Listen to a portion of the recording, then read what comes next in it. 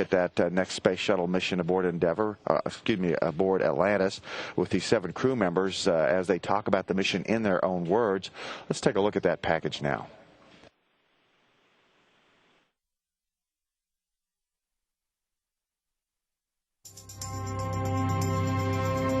Hello, we are the STS-125 Crew,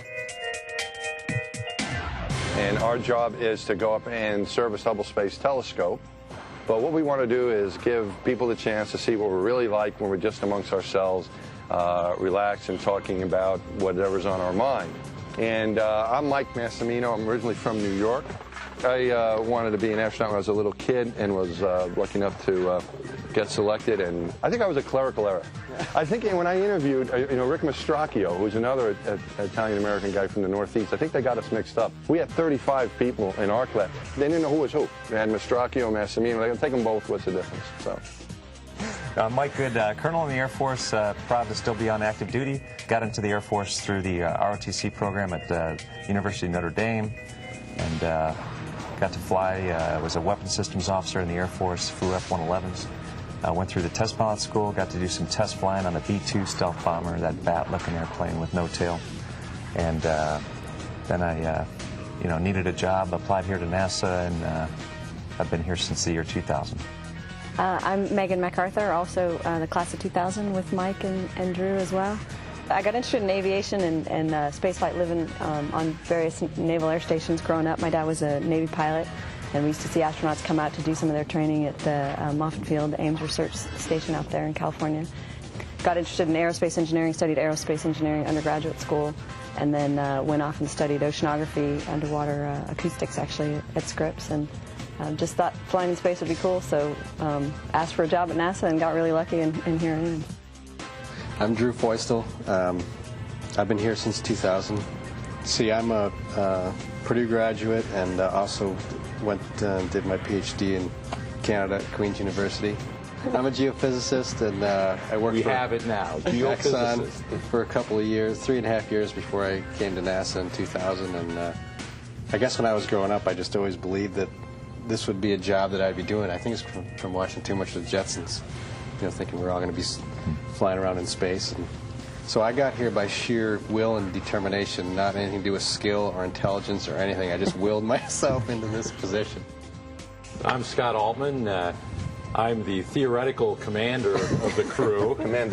How much control there is, mostly just kind of riding the wave, cresting along with everybody.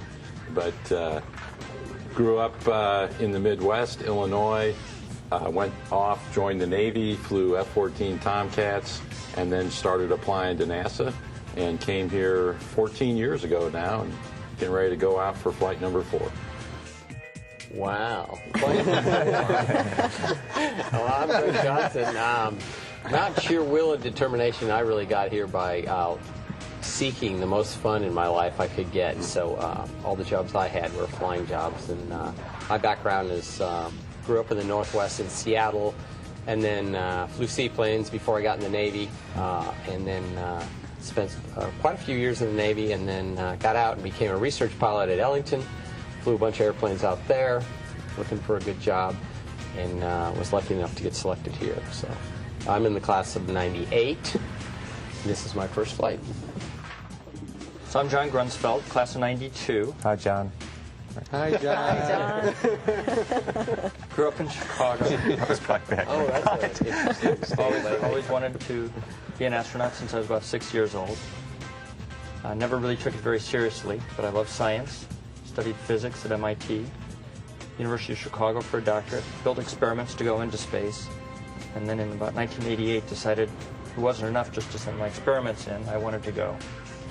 Applied, didn't get in the first time in '89, got in '91, and I had the pleasure of flying with Scooter and Massimino on the last Hubble mission. So we're just thrilled to be together and with some of the first-time flyers, but we're going to have a great time.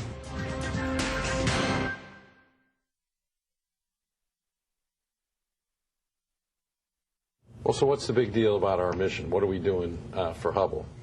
Hubble, we all know the story. It was launched. The mirror was the wrong shape, by about at the edges the size of a human hair. And on the first servicing mission, they put in the corrective lenses to fix that aberration, to make it a clear view, and then all the great discoveries. Right now, Hubble is down to really one instrument, the wide field camera.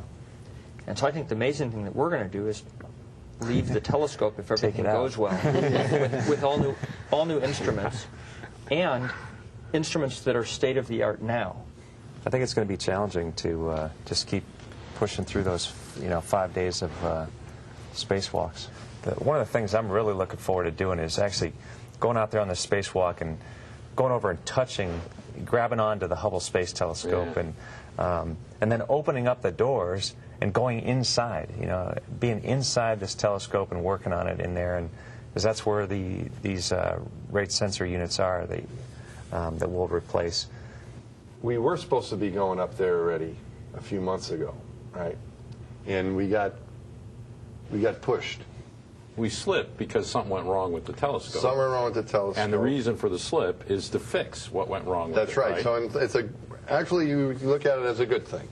Well, I think had we launched and done all of our fantastic repairs and landed, and then this thing had failed, we'd all have felt terrible. Right. And that's kind of the perspective I carried into the slip was, hey, we have a new challenge, and it's much better that it happened before we launched than after we landed. I was six. Six in 1969 when they landed on the moon. So, how about you? I grew up wanting to be a pilot. Oh. I was 3 years old watching a TV show called Sky King, and I turned to my mom and said, "That's what I want to do." And she said, as I was finishing up an activity that 3-year-olds sometimes do, toilet training, she was looking for a reward to give me when I finished my mission successfully enough.